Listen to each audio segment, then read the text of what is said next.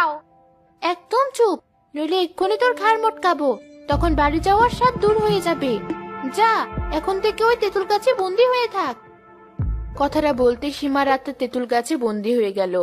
শাকচুন্নি রাতা সীমার শরীরে ঢুকে গ্রামের রাস্তায় হেঁটে বেড়ালো।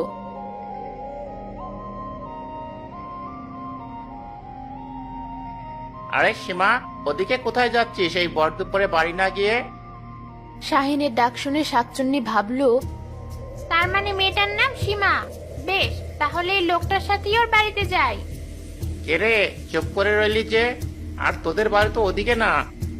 আজকে তো রোদ আর গরম পড়েছে, মাথাটা একদম কাজ করছি না। আমাকে একটু আমার বাড়িতে নিয়ে চলুন না। সে কি, আমাকে আপনি আগে করছিস কেন? চল, আমি তো ওদিকে যাচ্ছি, তোকে তোর বাড়িতে দিয়ে আসবো। কথাটা বলেই শাহিন সীমাকে সীমাদের বাড়িতে নিয়ে গেল।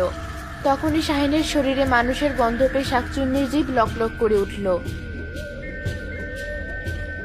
মানুষের গন্ধে আমার পাগল পাগল লাগছে।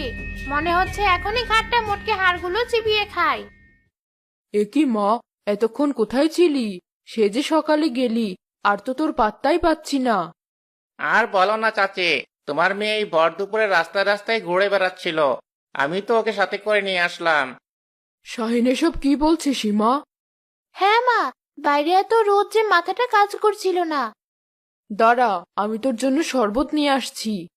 না মা, তুমি বরং আমার জন্য মাংস নিয়ে এসো। কড়াইয়ে যে মাংস রান্না করেছো। আশ্চর্য, আমি যে মাংস রান্না করেছি তা তুই কি করে জানলি? তোর বাবা তো তুই বাইরে যাওয়ার পর মাংস এনেছে। তুমি এত সুন্দর মাংস রান্না করে যে গ্রানেই বুঝতে পেরে গেছি। এখন কথাই বলবে নাকি আমাকে একটু মাংস খেতে দেবে? বা, মাংস? আমাকেও কিন্তু খাওয়াতে হবে চাচি। বেশ, দুজনকেই দেব। তবে আমি তো এইমাত্র মাংস চড়িয়েছি, রান্নাটা হোক। আমার তো দেরি সহ্য হচ্ছে না। আমাকে না হয় 2 টুকরো কাঁচা মাংসই খেতে দাও। এসব কি আবোল তাবোল কথা বলছিস? বেশ, তুমি যখন দেবে না আমি নিজেই খাচ্ছি। কথাটা বলেই সীমারূপী শাকচুন্নি রান্নাঘরে চলে গেল। কি আশ্চর্য কথা, মেয়েটা এমন অদ্ভুত আচরণ কেন করছে? আরে চাচি, চিন্তা করবেন না, ও কি আর সত্যি সত্যি কাঁচা মাংস খাবে নাকি? ও আপনার সাথে মজা করেছে। আমি এবার উঠি। সে কি, এই না বললে মাংস খাবে?